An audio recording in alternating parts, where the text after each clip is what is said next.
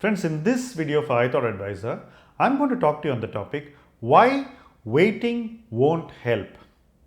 I've been in the stock market for over 31 years and I've seen a number of situations which look very different from each other and from what we expect. Take the present market context. Most people did not expect our markets to get this far. So when we talk to people and tell them, why don't you consider making some investments, the obvious answer people give is, oh, markets are so high, Nifty is close to 18,000.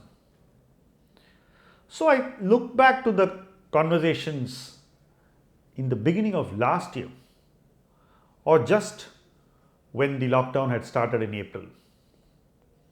At that time, the Nifty had virtually collapsed south of 8,000. When we asked them at that time, the answer which a lot of people gave me was, oh, market has crashed, should we invest now? So, whether the market has crashed or it's at the peak, people come up with the same response and prefer inaction over action. So, what do people do in the period in between? Did people invest from 8,000 to 18,000? Did they at least invest between 8,000 and 11,000 or 8,000 and 14,000? My sense is that people were waiting for the market to correct all the way from 8,000 to 18,000. This is again a behavior which only spends your time and gives you nothing for your money. I'm sure there's another category of people who have done a lot of exploratory things, trading, made money, played options.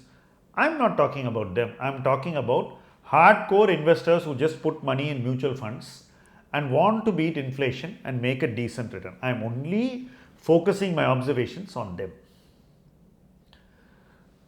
Whether the markets are down or whether they are up, my personal experience has been I have always sought parts of the market where opportunities look attractive, relatively safer than the expensive parts of the market, and offer a reasonable risk reward for what I put in as investment. So, in every market context, I must tell you there have always been some parts of the market which are better, safer and worth betting upon. This is something that applies to all market contexts including the current one. So, if I am an investor and I have savings which has to be deployed, I have not waited for market to go to a place where it looks safe, because when it reaches that place, most people still have this tendency that it should be at some other place even safer and it never goes there. So, I don't want to miss the opportunity. So, in every market context, I prefer to look at opportunities that are on the table, sift through them, understand which are the better opportunities and invest. As a professional, it is precisely this investment approach that I have brought to play for others and those who take our firm's advice in various categories.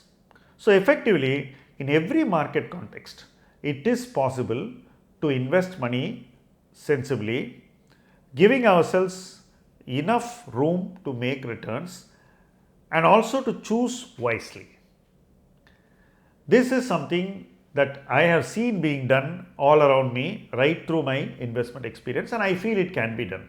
So, those who say that this is not the right time generally don't find the right time. A better approach would be to make investments at different points in time and choose to put the money in the correct places. Okay, you may ask that, okay, I put money at 18,000 and then it fell to 8,000. What do I do?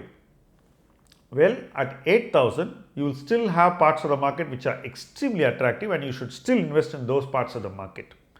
As for your old investments, they will come back. Whenever they come back, they will return your capital to you, or you can take a different approach and say that, okay, there are some judgmental errors in my old investments and I will move them to better investments at this point of the market cycle, so that within a shorter period of time I will be able to recover whatever losses I may make. But these are individual and personal choices, but the option not to invest and simply wait is not a good option, because that is what leads to people missing the opportunity of investing across an entire cycle. If you had invested in April of last year, even to the extent of 10% of your existing investments which you could have found, you would have made exceptional returns during this interim period, and you would have also compensated for whatever notional losses you saw in April last year, right? So there would be no residual losses and you would be in profit. What caused the profit? It is that incremental investment. If you didn't put that 10% and said, I will wait, I will see when my investments perform and then I will make my next move, effectively you would not be rewarded for even holding that for a longer period of time, because when you started at the wrong time, you have to do some investing at the right time to correct the timing defect in your earlier investments. Those are not choice related defects, those are timing related defects. But if you don't do anything, you will only get a very average investment performance. So this is basically why I believe that investors should not wait endlessly and should not expect that perfect moment when they would begin investing.